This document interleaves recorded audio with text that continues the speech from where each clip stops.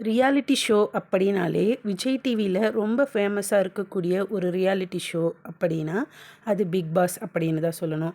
பொதுவாகவே big pass அப்படிங்கிறது ஃபேமஸாக இருக்கக்கூடிய செலப்ரிட்டிஸை பிக் பாஸ் ஹவுஸுக்குள்ளே கொண்டு வந்து அவங்க அந்த ஹவுஸுக்குள்ளே எப்படி இருக்காங்க, வெளியுலக கான்டாக்ட் இல்லாமல் எப்படி இருக்காங்க, அவங்களுடைய கேரக்டர்ஸ் எப்படி இருக்குது, ரியலாக இருக்காங்களா இல்லை ஃபேக்காக இருக்காங்களா, ஒரு சுச்சுவேஷனை எப்படி ஹேண்டில் பண்ணுறாங்க, ஆனஸ்ட்டாக நடந்துக்கிறாங்களா அப்படிங்கிற பல விஷயங்களை வந்து செலப்ரிட்டிஸ் வாழ்க்கையில் எப்படி நடக்குது அப்படிங்கிறத ஒரு வெளிப்படுத்துகிற ரியாலிட்டி ஷோ தான் பிக் பாஸ். பிக் பாஸ் ஷோவில் ஒரு புது முயற்சியாக காமன் மேனாக இருக்கக்கூடிய பொதுமக்களை போட்டியாளர்களாக கொண்டு வரலாம் அப்படிங்கிற புதுவிதமான முயற்சியை எடுத்திருக்காங்க அப்படின்னு தான் சொல்லணும். செலப்ரிட்டிஸாகவும் ஃபேமஸாக இருக்கக்கூடிய நபர்களை தான் பிக் பாஸ் ஹவுஸ்குள்ளே கண்டஸ்டண்ட்டாக கூட்டிகிட்டு போயிட்டு இருந்தாங்க இத்தனை சீசன் வரைக்கும். ஆனால் இந்த 10வது சீசனில் புது முயற்சியாக காமன் மேனை கொண்டு போகும்போது என்ன மாதிரியான நிகழ்வுகளெல்லாம் ஏற்படும், நம்ம பொதுவாக வெளியே இருந்து உள்ளே இருக்கக்கூடிய செலிப்ரிட்டி கப்புள்ஸோ இல்லைன்னா ஃபேமஸாக இருக்கக்கூடிய நபர்களோ எப்படி வந்து ஒரு சுச்சுவேஷனை ஹேண்டில் பண்ணுறாங்க, அவங்களுக்குள்ளே எந்த மாதிரியான சண்டை சச்சரவுகள் ஏற்படுது, காரசாரமான விவாதங்கள் ஏற்படுது, அதே மாதிரி ஒரு சூழ்நிலையில் அவங்க எப்படி நடந்துக்கிறாங்க, அதனால் அவங்களுடைய இம்பேக்ட் மக்கள்கிட்ட எப்படி இருக்குது, அவங்க மக்கள்கிட்ட எப்படி போய் ரீச் ஆகுறாங்க அப்படிங்கிற பலவிதமான விஷயங்களை வெளியில் இருக்கக்கூடிய காமன் மக்கள் வந்து சப்போர்ட் பண்ணியோ இல்லைன்னா விமர்சனங்கள் மூலயமா வந்து அவங்களுக்கு சப்போர்ட் பண்ணிகிட்டு இருந்தாங்க. ஆனால் இப்போ இருக்கக்கூடிய இந்த பிக் பாஸ் சீசன் 10க்கு காமன் மேனே ஒரு கண்டஸ்டண்ட்டாக போனால் அந்த சுச்சுவேஷனை அவங்க எப்படி ஹேண்டில் பண்ணுவாங்க, வெளியில் இருக்க மாதிரியே உண்மையாகவும் நேர்மையாகவும் அவங்களுடைய ரியல் கேரக்டர்லேயும் நடந்துப்பாங்களா, இல்லை அவங்களும் வீட்டுக்குள்ளே போய் அவங்களுடைய ரியல் கேரக்டரை மறந்து அந்த வீட்டுக்காக நடிக்க ஆரம்பிக்கிறாங்களா, இல்லை உண்மையாகவே ஆனஸ்ட்டாகவும் நேர்மையாகவும் எல்லாருக்கும் பிடிச்ச மாதிரியும் இருக்காங்களா அப்படிங்கிறத இந்த ஷோ மூலயமா நம்ம தெரிஞ்சுக்கலாம். இப்போது இந்த ஷோக்கு யார் ஹோஸ்ட் அப்படின்னு பார்த்தோன்னா மாயா. இவங்க வந்து சீசன் 7ல் ஒரு கண்டஸ்டண்ட்டாக இருந்தாங்க. அதே மாதிரி இவங்க அந்த சீசனில் ரொம்ப பிரபலமானாங்க அப்படின்னு சொல்லணும். இவங்க அந்த ஷோவுடைய ரன்னரப்பாகவும் வந்தாங்க. இவங்கள தான் வந்து ஹோஸ்ட்டாக போட்டிருக்காங்க. இவங்க யூஸ்வலாகவே வந்து ரொம்ப காமிக் சென்ஸோடு பேசக்கூடியவங்க. அதனால் இவங்கள போட்டால் நல்லாயிருக்கும் அப்படிங்கிற நோக்கத்தில் போட்டாங்களா அப்படின்னும் தெரியல. இனி வரக்கூடிய நாட்களில் மாயா வந்து ஒரு சூப்பரான ஹோஸ்ட்டாக வந்து இந்த நிகழ்ச்சியை கொண்டு போகிறாங்களா, சுவாரஸ்யமாக எடுத்துகிட்டு போகிறாங்களா, இல்லை மொக்கையாக இருக்கா அப்படிங்கிறத பொறுத்திருந்து பார்க்கலாம். நெக்ஸ்ட்டு மெயினாக பார்க்க வேண்டிய விஷயம் என்ன அப்படின்னா, Bigg Boss the common man ஷோக்கு 3 ஜூரி மெம்பர்ஸை தகுதியான போட்டியாளர்களை தேர்ந்தெடுக்கிறதுக்காக விஜய் டிவியில் நியமிச்சிருக்காங்க. அது யார் யார் அப்படின்னு க்யூரியாசிட்டியோடு நிறைய பேர் வெயிட் பண்ணியிருப்பீங்க. அவங்க யார் யார், எந்த அடிப்படையில் அவங்களை ஜூரி மெம்பர்ஸாக செலக்ட் பண்ணியிருப்பாங்க அப்படிங்கிற என்னுடைய கருத்தை வந்து இந்த வீடியோவில் உங்கள் கூட ஷேர் பண்ணிக்கலான்னு இருக்கேன். இந்த வீடியோவை ஸ்கிப் பண்ணாமல் தொடர்ந்து பாருங்கள். இது வரைக்கும் என்னுடைய சேனலை சப்ஸ்கிரைப் பண்ணாமல் பார்த்துட்டு இருந்தீங்கன்னா மறக்காமல் சப்ஸ்கிரைப் பண்ணிவிட்டு பக்கத்தில் இருக்க பெல் ஐக்கானையும் கிளிக் பண்ணி வச்சுக்கோங்க. அப்போ தான் நான் போடுற வீடியோடைய நோட்டிஃபிகேஷன்லாம் உங்களுக்கு உடனே வரும். வாங்க தொடர்ந்து வீடியோவை பற்றி பார்க்கலாம்.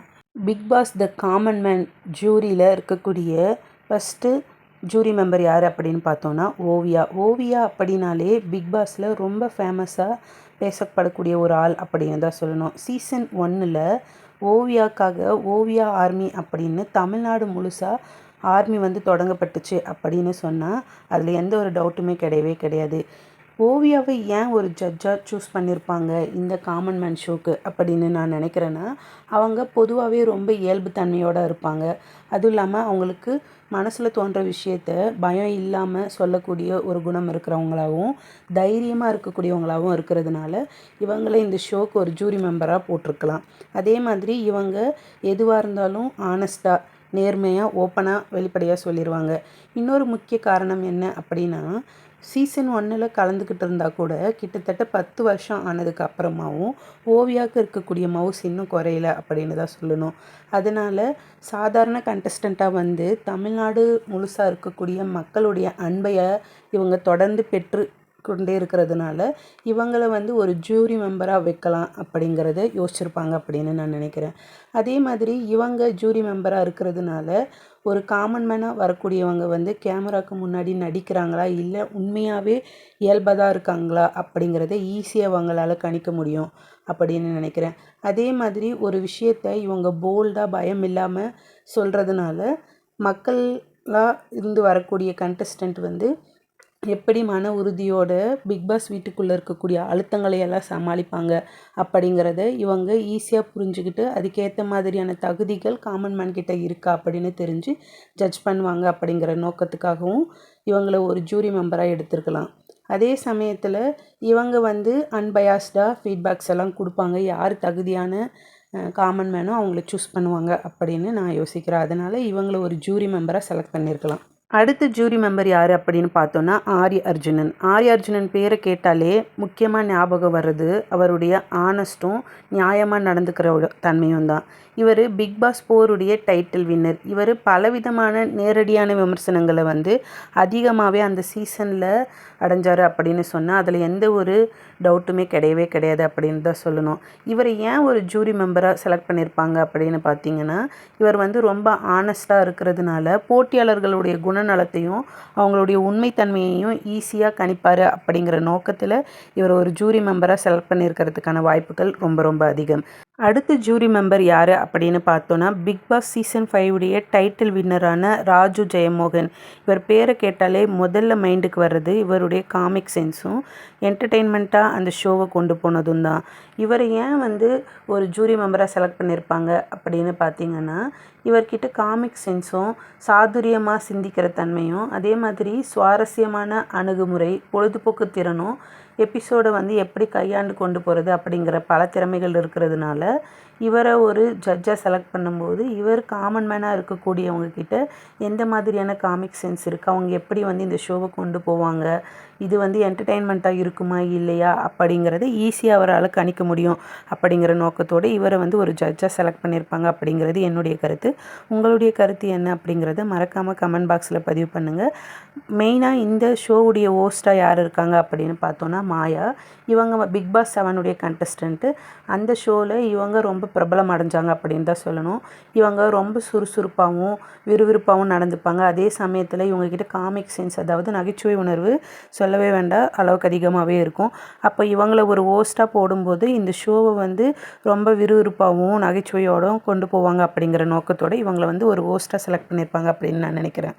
இந்த ஷோவுடைய முக்கிய நோக்கமே நான் செலிப்ரிட்டிஸாக இருக்கக்கூடிய ஆர்டினரி காமன் பீப்புளை வந்து கண்டஸ்டண்ட்டாக பிக் பாஸ் ஹவுஸ்க்குள்ளே கொண்டு போயிட்டு அவங்க எப்படி அவங்களுடைய திறமைகளை வெளிப்படுத்துகிறாங்க, சவால்களை எப்படி மேற்கொள்கிறாங்க, அவங்களுக்குள்ள என்ன விதமான கான்வர்சேஷன்ஸ் எல்லாம் போகுது, என்ன மாதிரியான சேலஞ்சஸ் இருக்குது, எந்த மாதிரியான காரசாரமான விவாதங்கள் இருக்கும், அது மூலயமா அவங்க மக்கள்கிட்ட வந்து எப்படி போய் ரீச் ஆகுறாங்க, நல்ல விதமாக ரீச் ஆகுறாங்களா இல்லைன்னா எப்படி நெகட்டிவான கமெண்ட்ஸ் அவங்க மேலே வருதா, விமர்சனங்களுக்கு உள்ளாக்கப்படுறாங்களா அப்படிங்கிறத கொண்டு வரணும் அப்படிங்கிற மெயின் நோக்கத்தோடு தான் இந்த பிக் பாஸ் காமன் மேன் ஷோவை வந்து லான்ச் பண்ணியிருக்காங்க. இந்த ஷோவுடைய மெயின் ஹோஸ்ட் வந்து வழக்கம் போல் விஜய் சேதுபதி அவர்கள் தான். இந்த காமன் மேன் ஷோ எதுக்கு அப்படின்னு பார்த்தீங்கன்னா, நான் செலிப்ரிட்டியாக இருக்கக்கூடிய அதாவது ஆர்டினரி காமன் மேன்ஸை வந்து ஒரு 21 எபிசோடு மூலயமா டாஸ்க் எல்லாத்தையும் கொடுத்து அவங்கள எவாலுவேட் பண்ணி அவங்களுக்கான சவால்கள் எப்படி அவங்க வந்து ஃபேஸ் பண்ணுறாங்க, அதில் எப்படி வந்து வின் பண்ணி வெளியே வராங்க அப்படிங்கிறத 3 ஜூரி மெம்பர்ஸ் மூலயமா ஜட்ஜ் பண்ணி இந்த 40லேருந்து 50 மெம்பர்ஸ்லேருந்து ஒரு 20 மெம்பர்ஸை செலக்ட் பண்ணி பிக் பாஸ் காமன் மேன் ஷோவிலேருந்து பிக் பாஸ் 10க்கான கண்டஸ்டண்ட்டாக கொண்டு வர போகிறாங்க. இதுதான் இந்த ஷோவுடைய மெயின் மோட்டோவாக இருக்குது. இதில் யார் யாரெல்லாம் வின் பண்ணுவாங்க, எந்த டிஸ்ட்ரிக்டை சேர்ந்தவங்கெல்லாம் வின் பண்ணுவாங்க, அவங்க உள்ளே போய் எப்படி வந்து நடந்துப்பாங்க அப்படிங்கிறத பொறுத்திருந்து பார்க்கலாம். அடுத்தடுத்த வீடியோவில் எந்த மாதிரியான டாஸ்க் எல்லாம் வந்து பிக் பாஸ் காமன் மேன் ஷோவில் கொடுக்குறாங்க, அதுக்கு காமன் மேனாக இருக்கக்கூடிய கண்டஸ்டன்ட்ஸ் வந்து எப்படி வந்து விளையாடுறாங்க அப்படிங்கிற அப்டேட்டை தொடர்ந்து உங்களுக்கு கொடுக்குறேன். இது வரைக்கும் நான் சொன்ன இன்ஃபர்மேஷன் உங்களுக்கு பிடிச்சிருந்துச்சுன்னா மறக்காமல் இந்த வீடியோவை லைக் பண்ணிவிட்டு அப்படியே உங்களுடைய ஃப்ரெண்ட்ஸ்க்கும் ஷேர் பண்ணுங்கள். அடுத்த வீடியோவில் Bigg Boss the common man ஷோவுடைய நியூ அப்டேட்ஸ் உங்களுக்கு கொடுக்குறேன். அதுவரை உங்களிடமிருந்து விடைபெறுவது RSV rockers YouTube channel. Tata by.